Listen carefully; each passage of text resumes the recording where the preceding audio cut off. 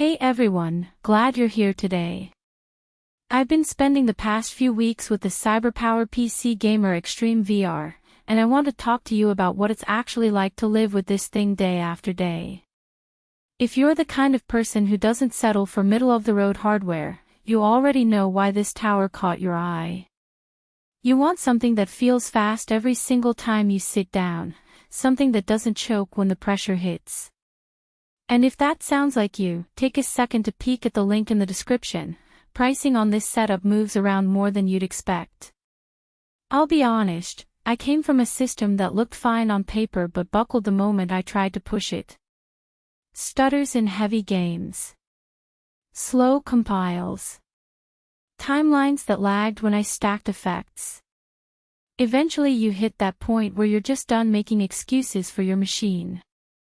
Upgrading to this felt like the moment you finally stop fighting your own hardware and actually start enjoying what you do. What stood out from day one was how clean and instant everything feels. That i9 chip has more headroom than you think, and you actually feel it when you jump between tasks. Games that used to hover around, almost smooth, suddenly lock in with real stability. And with the 5070 running the show, the picture feels tight and controlled even in fast, chaotic scenes.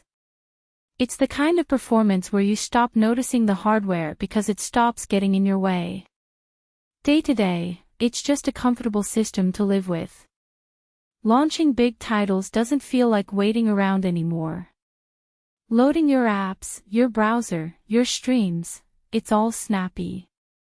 And if you like recording gameplay or running a dual monitor setup, this tower handles the multitasking without the dips you might be used to.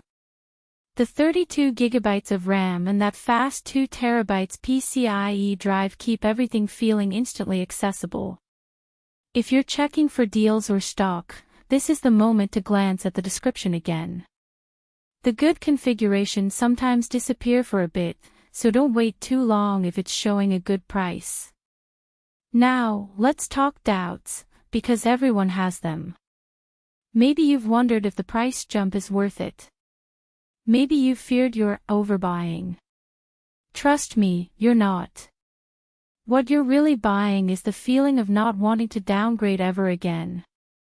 Once you're used to this level of speed, going back to your older setup would feel like tying weights to your ankles. And you don't want to repeat the cycle of researching for weeks, talking yourself out of the upgrade, and then ending up back at the same conclusion anyway. Owning a system like this gives you a certain quiet confidence. You know you're running something solid. You know you're not leaving performance on the table. And you know you've finally reached that level where your hardware matches your ambition. Pros: feels instantly fast and every task smooth.